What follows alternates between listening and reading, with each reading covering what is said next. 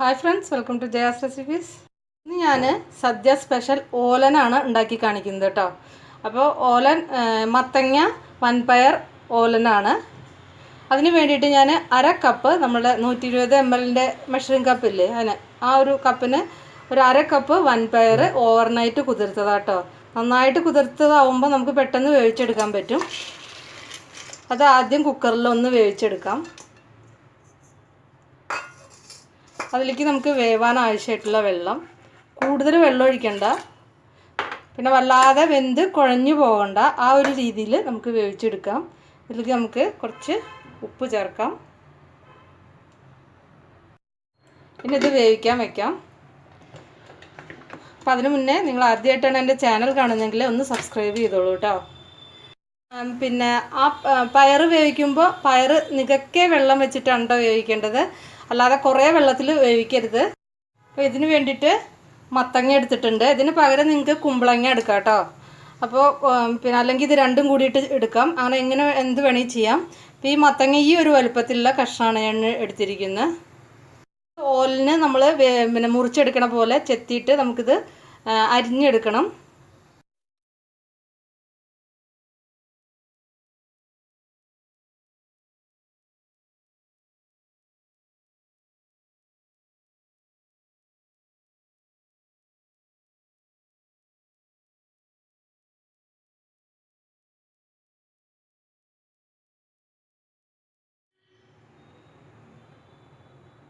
അപ്പോൾ അത് അരിഞ്ഞെടുത്തിട്ടുണ്ട്.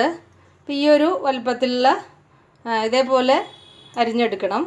ഓലിന് അരിയുമ്പോൾ അറിയാലോ, ഇതേപോലെ അരിഞ്ഞെടുക്കണം. ഞാൻ ഈ ഓലൻ തന്നെ രണ്ട് തരത്തിൽ ഞാൻ ഉണ്ടാക്കി കാണിക്കുന്നുണ്ട്. ഒന്ന് തേങ്ങാപ്പാൽ ഒഴിച്ചതും പിന്നെ തേങ്ങാപ്പാൽ ഒഴിക്കാതെയും രണ്ട് തരത്തിൽ നമുക്ക് ഓലൻ ഉണ്ടാക്കാം. അപ്പോൾ ഞാൻ ഇതുകൊണ്ട് തന്നെ രണ്ട് ഭാഗങ്ങളാക്കിയിട്ട് രണ്ട് തരത്തിലായിട്ട് കാണിക്കാം കേട്ടോ. പിന്നെ ഓലിന് നമ്മൾ മത്തങ്ങ എടുക്കുമ്പോൾ നല്ല പഴുത്ത മത്തങ്ങ എടുക്കാൻ ശ്രദ്ധിക്കണം കേട്ടോ. ഇപ്പോൾ നിങ്ങൾ ഉപയോഗിക്കുന്ന മത്തങ്ങ മധുരം കുറവാണെങ്കിൽ ഒരു ചെറിയൊരു കഷ്ണം ശർക്കര വേണമെങ്കിൽ ചേർക്കാം. കാരണം പഴുത്ത മത്തങ്ങ കൊണ്ട് ഉണ്ടാക്കിയാൽ നല്ല ടേസ്റ്റാണത്, കൂടുതൽ ടേസ്റ്റ് ഉണ്ടായിരിക്കും.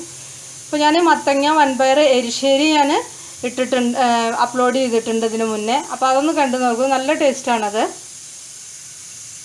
ഇതിലിപ്പോൾ ഞാനൊരു 2-3 പച്ചമുളക് ചേർക്കാം. നമുക്ക് എത്ര എരിവ് വേണ്ട വെച്ചാൽ അതിനനുസരിച്ച് ചേർക്കാം. അപ്പോൾ അതാ പയർ വെന്തിട്ടുണ്ട് കേട്ടോ, കറക്റ്റായിട്ട് വെന്തിട്ടുണ്ട്, ഒട്ടുന്നുണ്ട് പൊടിഞ്ഞു പോയിട്ടില്ല, എന്നാൽ നല്ല സോഫ്റ്റായിട്ടുണ്ട്. അപ്പോൾ അത് നമ്മൾ ശ്രദ്ധിച്ചാൽ മതി, നന്നായിട്ട് കുതിർത്തിയിട്ട് അതിൻ്റെ ആ കറക്റ്റ് ലെവലിൽ തന്നെ വെള്ളം ഒഴിച്ചാൽ മതി. അപ്പോൾ ആ പാകത്തിന് വെള്ളത്തിനത് വെന്തോളും. കൂടുതൽ വെള്ളം ഒഴിക്കുമ്പോൾ വെന്ത് കുഴഞ്ഞു പോകും, അതാണ് അതിൻ്റെ അത്. കുഴഞ്ഞു പോകരുത്. അപ്പോൾ ഒക്കെ കൂടി കട്ട് ചെയ്യുകയെ കുഴഞ്ഞു പോയി കഴിഞ്ഞാൽ കുറച്ച് കഴിഞ്ഞ് കഴിഞ്ഞാൽ. അപ്പോൾ നമുക്കിനി ഇതിലേക്ക് മാറ്റാം.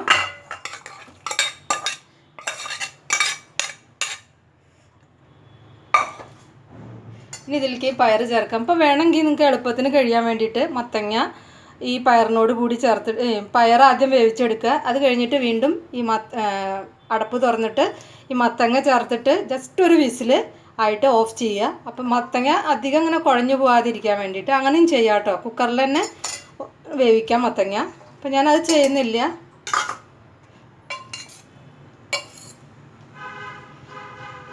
ഇനി ഇതിലേക്ക് കുറച്ച് വെള്ളം വേവാൻ വേണ്ടിയിട്ട് ലേശം വെള്ളം ഒഴിച്ചാൽ മതി, ഒഴിച്ചു കൊടുക്കുക. ഇനി ഇത് വേവിക്കാൻ വയ്ക്കാം.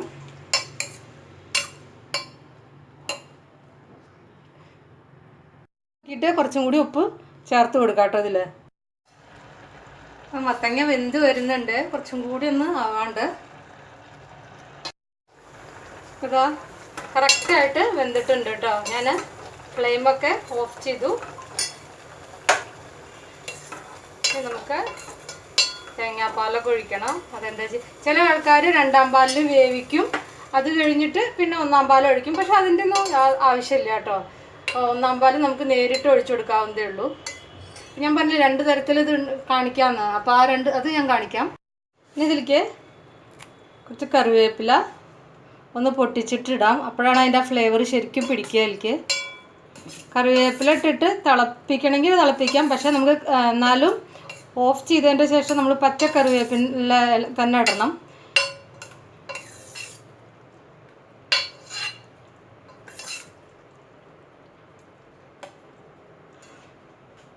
കുറച്ച് ഇതൊന്ന് മാറ്റാൻ പോവുകയാണ്.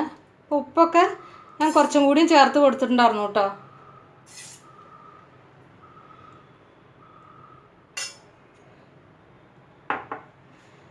ഇനി ഇതിലേക്ക് കുറച്ച് പച്ച വെളിച്ചെണ്ണ ചേർത്ത് കൊടുക്കാം ഇതിലേക്ക്.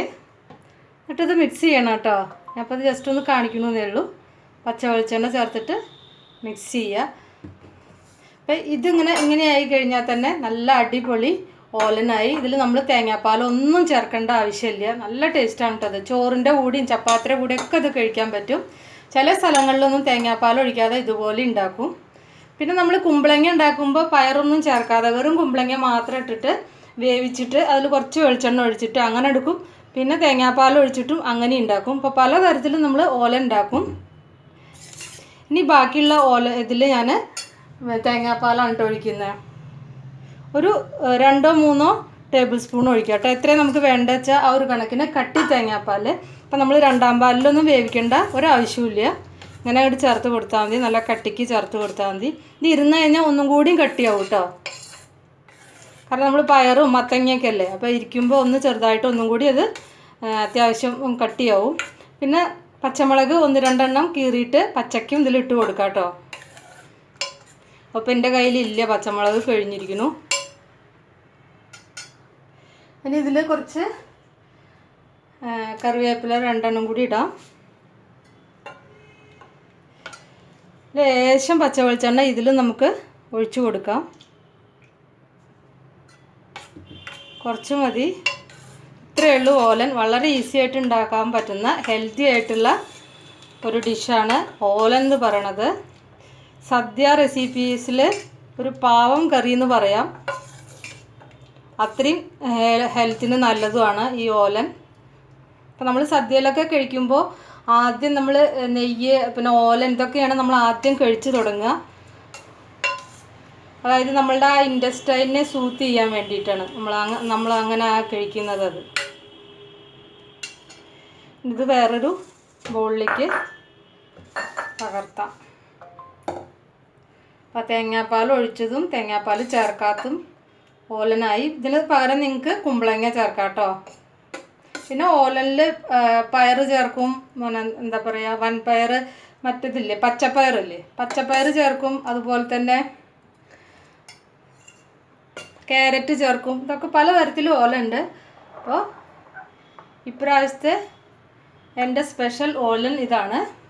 അപ്പോൾ നിങ്ങളെല്ലാവരും ഒന്ന് ട്രൈ ചെയ്യുക. എന്നിട്ട് നിങ്ങളുടെ ഫീഡ്ബാക്കൊക്കെ അറിയിക്കുക. നമുക്കിനി വേറൊരു ഈസി റെസിപ്പിയായി വീണ്ടും കാണാം. താങ്ക്